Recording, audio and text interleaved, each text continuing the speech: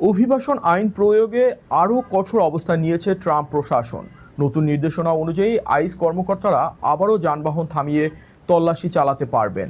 তবে অভিযানে থাকা অন্তত একজন কর্মকর্তার শরীরে বডি ক্যামেরা থাকা বাধ্যতামূলক। কেন এই সিদ্ধান্ত নেওয়া হলো, এর পেছনে কী কারণ এবং অভিবাসীদের জন্য এর অর্থ কী, বিস্তারিত থাকছে প্রতিবেদনে।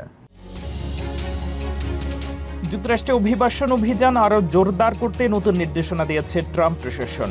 এবার থেকে অভিবাসন আর শুল্ক প্রয়োগকারী সংস্থা আইসের কর্মকর্তারা যানবাহন থামিয়ে তল্লাশি চালাতে পারবেন। তবে অভিযানে থাকা কর্মকর্তাদের মধ্যে অন্তত একজনের শরীরে বডি ক্যামেরা থাকতে হবে। সাম্প্রতিক সপ্তাহগুলোতে আইস কর্মকর্তাদের উপর দুটি প্রাণঘাতী হামলার পর যানবাহন থামিয়ে অভিযান পরিচালনায় সাময়িক সীমাবদ্ধতা আরোপ করা হয়েছিল।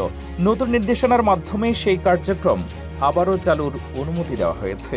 হোয়াইট হাউস বলছে, যুক্তরাষ্ট্রে অবৈধভাবে অবস্থানকারী গুরুতর অপরাধীদের গ্রেপ্তার ও বহিষ্কারের ক্ষেত্রে যানবাহন থামিয়ে অভিযান একটি গুরুত্বপূর্ণ কৌশল। সাবেক ভারপ্রাপ্ত homeland security secretary Chad Wolf বলেন, কংগ্রেস এপ্রিল মাসেই বডি ক্যামেরা কেনার অর্থ অনুমোদন করেছিল।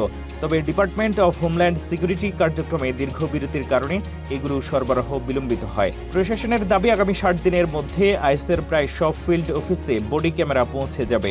বর্তমানে অর্ধেকের বেশি ফিল্ড অফিসে এসব ক্যামেরা ব্যবহৃত হচ্ছে। এদিকে সমালোচকদের অভিযোগ, আইসের অভিযান নিয়ে উত্তেজনাপূর্ণ রাজনৈতিক বক্তব্য আইন শৃঙ্খলা পরিস্থিতিকে আরও জটিল করে তুলেছে।